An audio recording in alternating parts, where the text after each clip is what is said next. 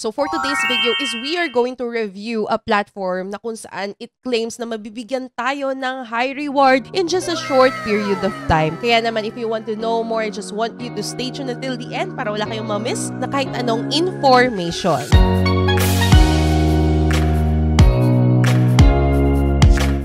Tayong 200 pesos GCash giveaway sa bawat uploaded videos ko dito sa aking channel. Mag-like and comment ka lang at may chance kang manalo ng 100 pesos GCash. 2 winners ang pipiliin natin through comment picker at ipopost natin ito sa susunod nating video upload. Simple lang, kaya mag-like, subscribe, turn on the notification bell at piliin ang all para more chances of winning.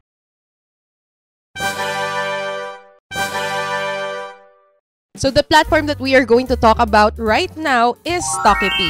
So Stockity is a binary option trading platform na kung saan it claims na mabibigyan tayo ng high reward in just a short period of time. Pero guys ha, just to be honest, yung high reward na yan may kaakibat din na high risk. So it is like a double-edged sword na kung saan you need to be equipped emotionally and at the same time, meron ka dapat knowledge doon sa instrument na iti-trade mo. So hindi lang yan yung basta-basta na maglalagay ka lang ng position up or down. So kailangan meron kang pinagbabasihan. Alright? So Stockity is available sa inyong mobile devices, both on Android and Apple devices. Okay? And pwede mo rin siya ma-access if you're using your desktop computer, punta ka lang sa web. Alright, so let's just be quick and mag-proceed na tayo sa ating mobile phone. So nandito na po tayo sa ating mobile application and right now we are going to try out Stockity. So guys ha, bawat users dito na nagre-register is meron na silang demo account. Okay, so guys ha, I'm just warning you that binary option is very risky. You need to manage your own risk. Hindi nyo dapat nilalagay yung pera nyo na all-in dito. Kasi hindi kayo payayamanin na to guys ha. Hindi ko sinasabi na quick money ito. Kumbaga, ang winawarningan ko kayo na mataas yung reward nito and at the same time, pwede rin mawala ng mabilis yung portfolio nyo. So, yeah, this video is only for educational purposes only. Nire-review natin itong platform na ito. Just to be clear, okay, I'm not enticing you to do it as well. So, sa mga curious dyan, you will be able to see me trying out this platform. Alright. So, ngayon, guys, nandito ako sa aking demo account and actually 500,000 yung balance dito. And nag-try na ako a while ago. Akala ko nagre-record, yun pala hindi. Kaya umulit tayo na. Ayan, meron naman tayong reward na 4,000 pesos a while ago. So, eto guys, explain ko lang sa inyo kung paano nagwo-work ito si binary option. Yung binary option kasi, if your forecast, pag lumagpas dito sa parang time to buy period na yan, if the price is going up, yun yung forecast mo, you will place a buy order which is itong green. Okay? And if it's going down, you will place sell order which is itong red. Alright? Ganun lang naman siya. And dito guys, pwede kayong pumilit ng iba't ibang asset kung ano yung mga gamay ninyong asset na instrument na pwede ninyong gamitin for you to trade. And then, meron din tayo ditong time period kung gaano katagal mo gusto yung period of time ng pagtitrade mo. Pwedeng maiksi, pwedeng mahaba, ayan. And then, meron din tayong amount dito which is your margin. Okay? Very important ito kasi ito yung ititrade mo. Ito yung binibigyan mo ng risk. Okay? And, yeah, this is your reward which is 82% of your placed margin. Okay, we still have 18 seconds or 15 seconds for us to decide if you're going to buy or not. Ayan, so it's seems like it's going up. Ayan. For the sake of this tutorial, no, let's place a buy order. So, makikita naman natin that our trade is hindi natin masasabi kung magiging okay ito. Ayan, dapat lumagpas siya, tumaas siya dito sa line na pinlace natin, which is our margin. Ayan, mukhang okay naman siya. Medyo malayo-layo na yung narating niya. Tumaas na siya ng tumaas. Actually, it's may time din talaga na sobrang taas niya, tas bigla siyang babagsak. So, may ganun talaga siyang peg.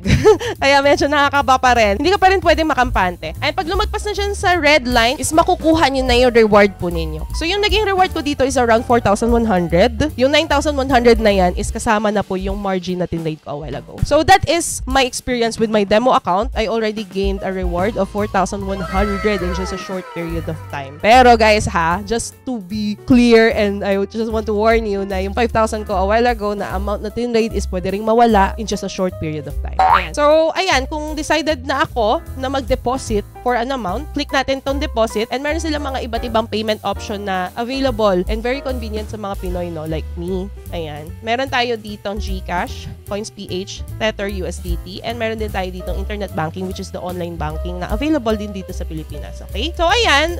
Right now, mag-proceed tayo sa demo account. A while ago, I deposited an amount of 1,000 pesos using GCash. Pero, unfortunately, hindi ko siya na-record. And, meron akong reward dito ng 64 pesos nung trade ako. Walang. Ayan. Na-realize ko, hindi pala ako nagre-record. Sayang. Ayan. So, right now is magpe-place na tayo ng ating very first recorded binary trading order. Siguro, let's place a buy order. Ayan. Bumaba kasi siya. I'm just hoping na maging okay itong trade ko para hindi naman ako mapahiya sa inyo. Pahiya. Ayan. So, as you can see, nag-place lang naman ako ng 100. Hindi kasi ako risk taker talaga. Kumbaga, hindi ako nagpe-place ng masasagad yung aking portfolio. Gusto ko makapag-trade pa ako ng maraming beses. Alright? Kasi pag natalo ako dito, tinrade ko yung malaking amount, mawawala na. So, mababa yung chance na makapag-trade ako ng mas mahaba pa or mas matagal pa. Ayan. So, as you can see, nakapag-gain na tayo agad ng reward of 182 pesos. Kasama na dyan yung aking margin amount. Alright? So, kumbaga, ang naging reward ko dito is 82. Okay? 82% kasi yung ating reward dito. Ayan. So, nakita nyo naman that tumaas yung ating price. And right now, for my second order is let's place a sell order naman. Pababa naman tayo. Pababa. Oy, bumaba ka. Ayan, pababa. Kasi kanina a while ago, tumaas siya eh. Try naman natin pababa, di ba? Ayan. So, bumababa na po tayo. Ayan. So, this is how it works, guys, ha? Baka naman na-entice kayo kasi nagiging maganda yung trading natin. Hindi ko kayo ini-entice. Kasi may nakikita akong ibang mga vloggers talaga nag-entice sila na ganito kadaling yumaman sa trading. So, guys, ha? Just to be honest with you, hindi. So, this is very risky. This is only for risk takers lang, ha? Ayan. So, there you go. I just gained an amount again of 82 pesos. So, with the reward, no? Doon sa margin na tinrade ko a while ago. So, ayan, pinakita ko lang naman sa inyo kung paano mag-work. Etong si Stockity, ganito kumita rito. And you can try it at your own risk. Ayan, guys, ha? Wala akong pananagutan dyan pag natalo kayo sa mga trade ninyo.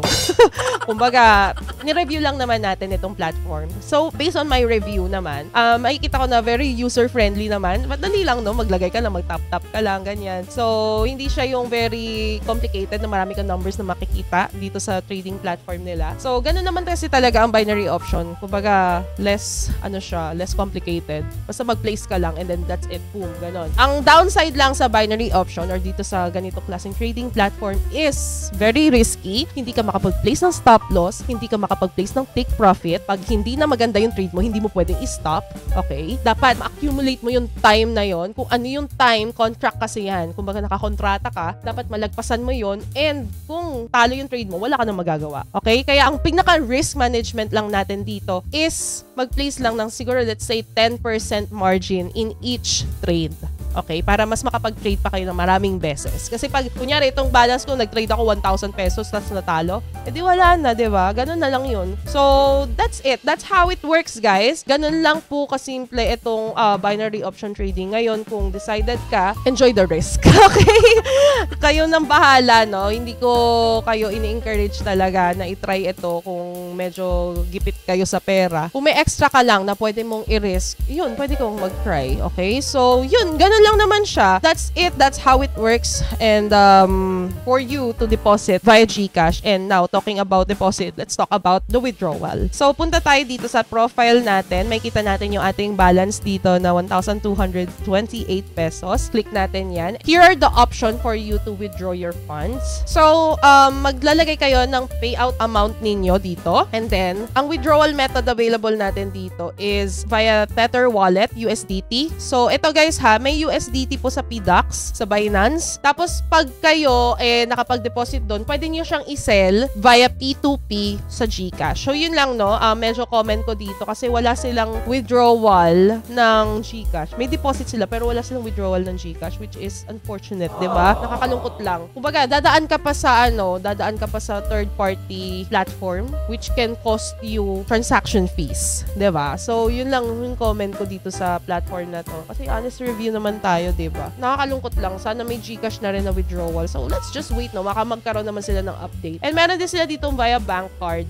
Okay? So, ayun, that's it. Ganun lang yung pag-withdraw. Pero in my case kasi, since nakita ko na wala namang GCash sa withdrawal, ayoko munang i-risk itong balance ko. Parang kasi gusto ko siya maging worth it. Siguro, patatagalin ko pa siya dito sa platform, or kung may time ako na mag-trade, kung nasa mood akong mag-risk, pwede ko pa rin gamitin. So, ayun, it depends upon you naman talaga. Pero guys ha, winarningan ko rin kayo na walang withdrawal option na GCash dito. Okay? Kumbaga sa deposit lang. Sa deposit lang siya very accessible. Sa withdrawal, medyo medyo may mga steps ka pang pagdadaanan. Okay? So, that's it guys. Unfortunately, hindi ako makapagpakita sa inyo ng live withdrawal dahil sa payment option niya na USDT. Medyo magtatagal tayo doon dahil I just have to wait pa for 24 hours pumasok sa wallet ko. And yeah, may P2P pa tayong pagdadaanan. Ganun po siya ha. Pag mag-withdraw USDT, place mo USDT address mo either sa PDAX or sa Binance, Bybit, kung ano man ginagamit mo na supported yung USDT. And then, mag-P2P ka doon via GCash. So, kung ikaw naka-PDAX ka, pwede ka namang mag-withdraw agad-agad na doon ng via GCash. So, yun lang. Unfortunately, may extra transaction fee. Kaya, make sure na worth it yung pag-withdraw mo. Pag medyo maliit pa yung balance mo, i-withdraw mo yun, hindi pa pwede. Okay? Kumbaga, hindi rin susuportahan nila Binance yung withdrawal mo. Kunyari, less than 500 pesos, no.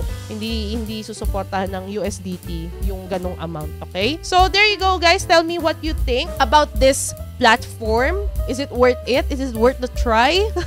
Ayan, para sa inyo ba to? Hindi ka ba risk taker? Ayan. So, in my case kasi, siguro ako, nasa gitna lang ako. Hindi ako masyadong mag-all in talaga. Hindi naman talaga advisable na mag-all in ka, diba? Sa lahat ng bagay, huwag ka mag-all in.